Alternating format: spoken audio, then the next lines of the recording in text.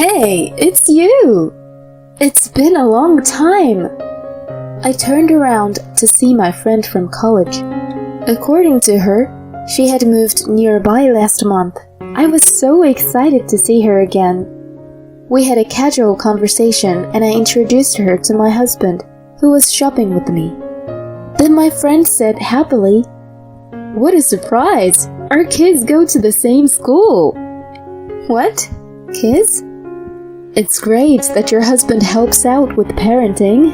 I'm so jealous." "We actually don't have any kids." "What?" There was an awkward silence. I had no idea what she was talking about. But other day, my friend told me something so unexpected, and this caused a big rift in our relationship. My name is Mary Miller. I am 33 years old. I have loved drawing since I was a child, and after graduating from college, I went to a design school. Though I got a job at a production company, I was unable to do the work I wanted to do. So I started receiving paid commissions for illustrations online. Then, one of my illustrations got a good response and the requests started pouring in.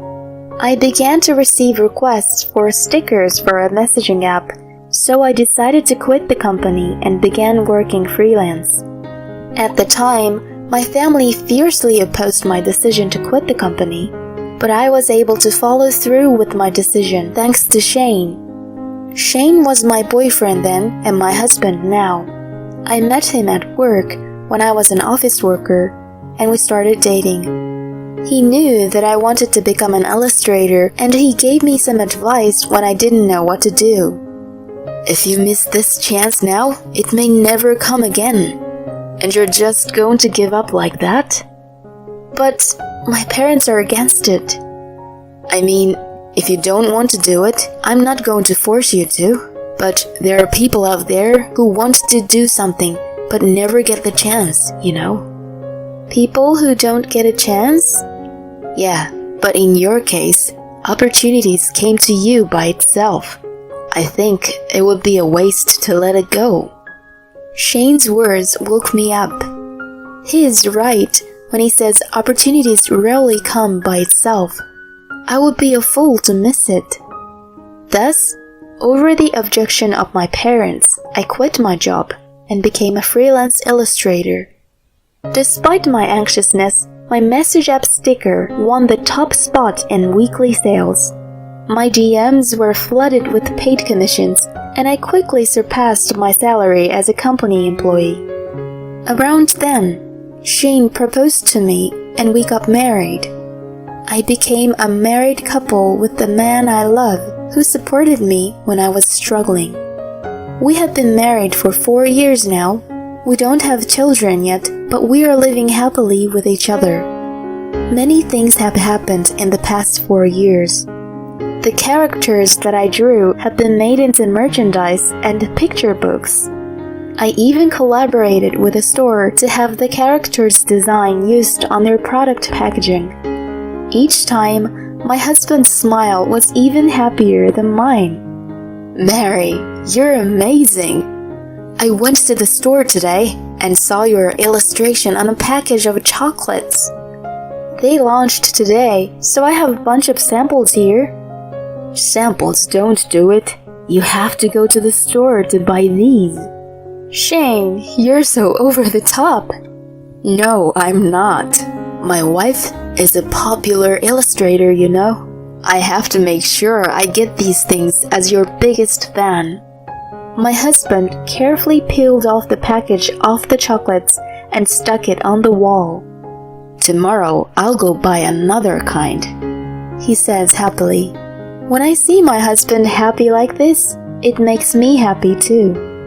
Of course, I started this job because I love to draw.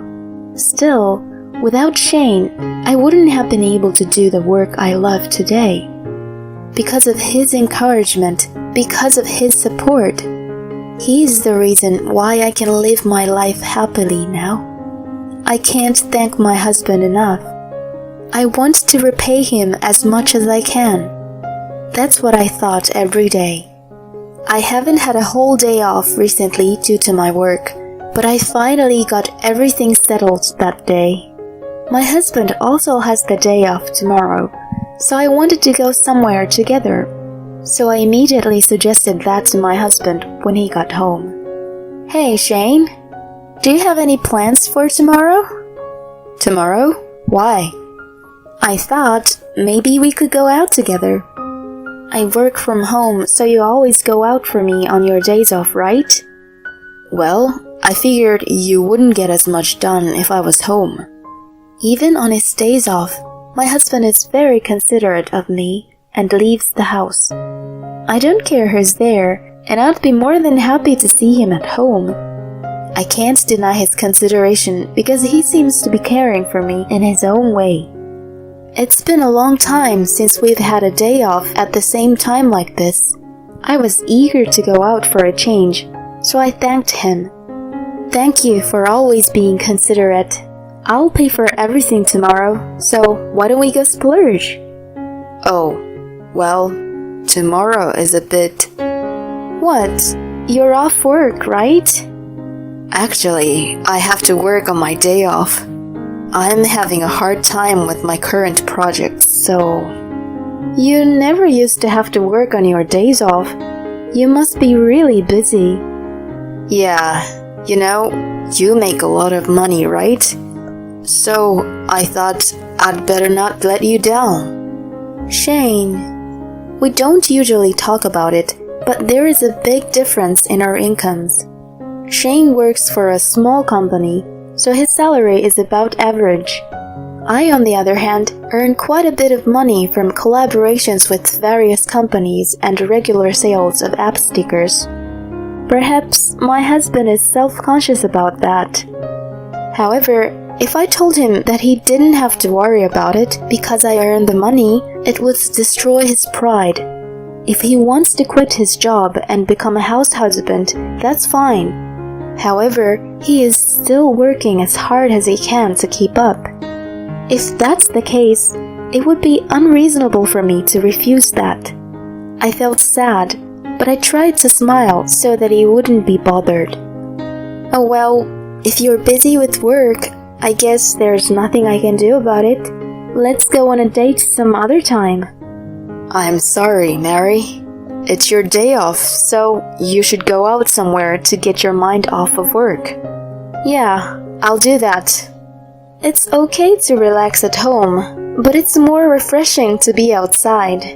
Yeah, perhaps watching a movie or shopping. Oh, that reminds me. Can you get me a new wallet that'll suit me? My wallet is starting to tear. I'll pay you later. Okay, I'll get you a very stylish one. So the next day, I went shopping by myself. I'm always busy, so I save up a lot of money. Sometimes I get a little scared because my savings are so much bigger than when I was an office worker. I'm completely useless at housework, so I leave all the bank accounts to my husband, and he takes care of all the household expenses.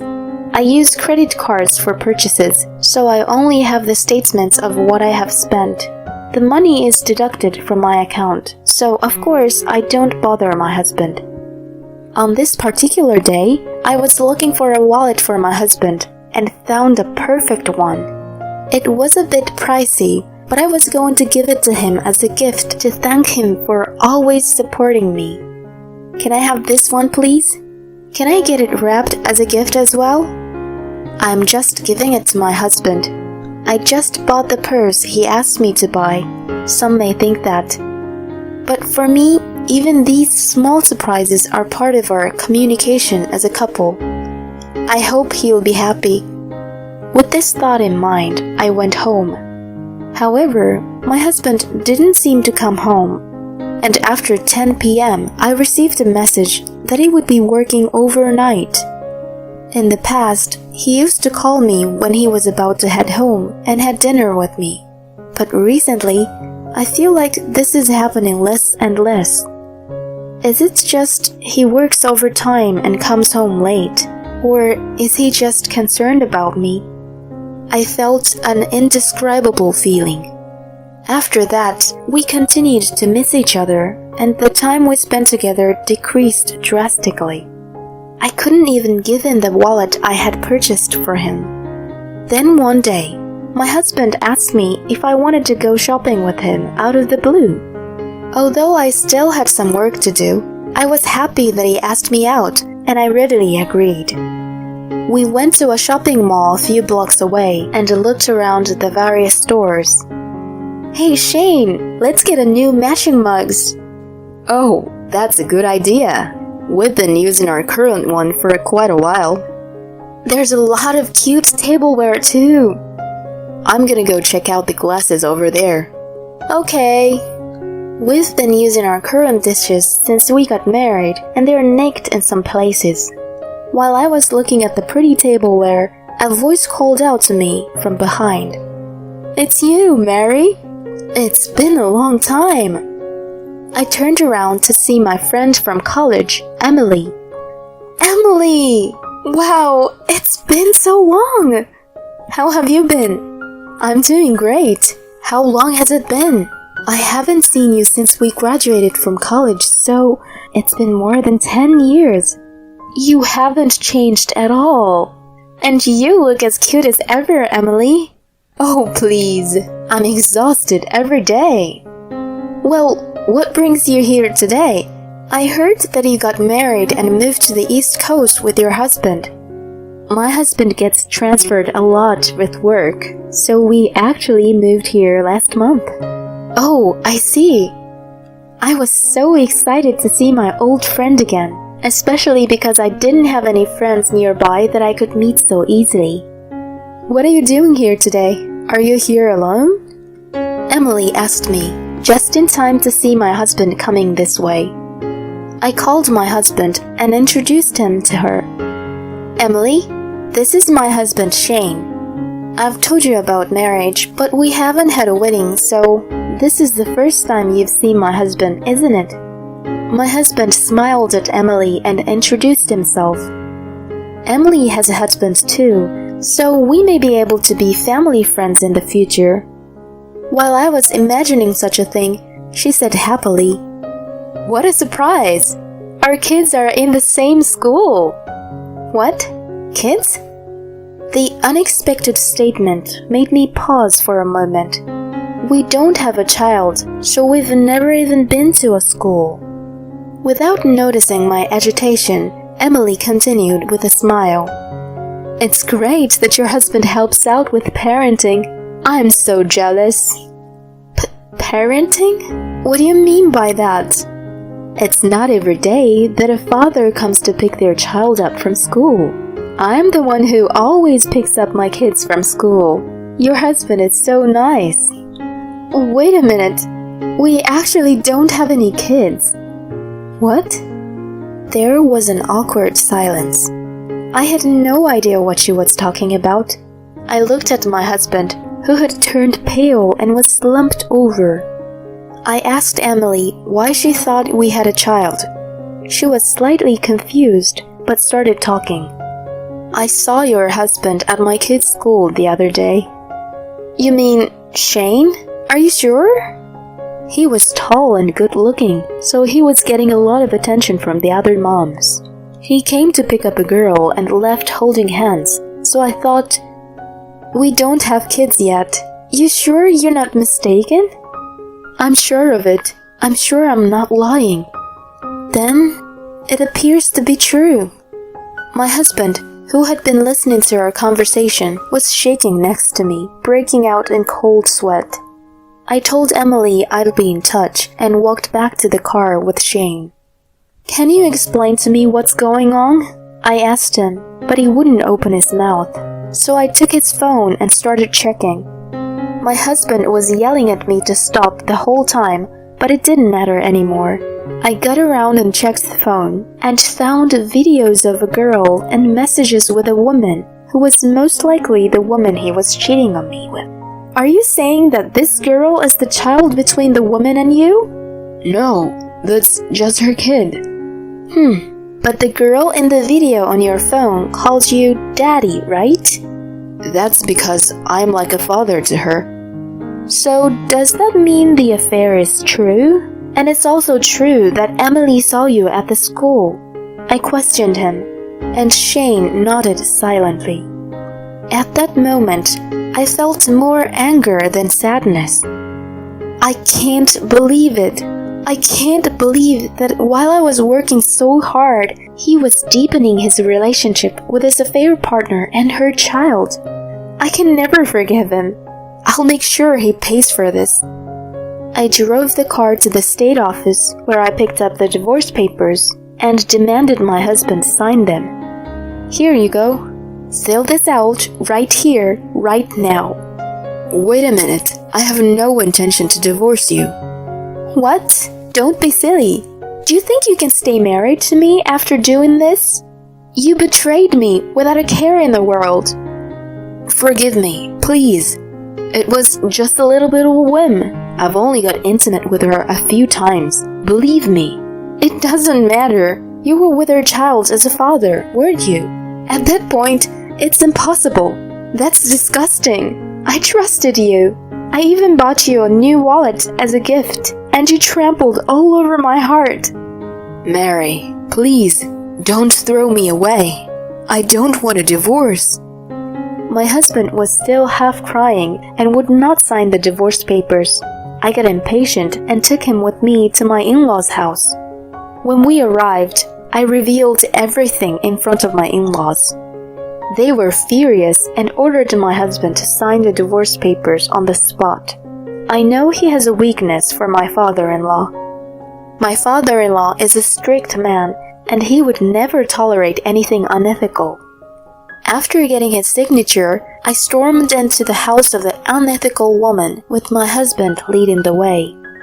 Luckily, her child was at school, so the woman was home alone. When I asked her about the situation, I found it very hard to believe. Apparently, my husband lied about being divorced and contacted her. She was a single mother who was having trouble making ends meet, so he withdrew money from my account and gave her a large sum of money every month to support her. He lied to her that he worked for a major company and gave her money that he falsely claimed was his salary. When I told her that all of this was a lie, she glared at my husband with a disdain and told him to never show his face again. She, too, was in a way a victim of my husband. Thus, my husband was easily dumped not only by me, but also by the woman with whom he was having an affair. We later filed for divorce and our marriage ended. I declared alimony for the affair, as well as a total of $20,000 that he withdrew from my account without my permission. As for the affair partner, she did not know my husband's true identity, so I did not claim any compensation. On the contrary, she contacted me right away and said she wanted to return the money. Apparently, she had been saving the money Shane had given her every month without spending it. I gratefully accepted the money. Shane, now alone, paid my alimony in one lump sum and was in debt. He had no support from his parents, and after moving to a studio apartment, he was living a much poorer life than before. He lied, cheated on his wife, and spent his wife's money without permission. He deserved it. I, on the other hand, bought a new apartment and a new room to work in. I see my friend Emily regularly, and we talk about many things. If I had not met Emily that day, I would still be cheated on. She felt sorry for me, but I can only thank her. I am going to enjoy my life from now on to make it even better.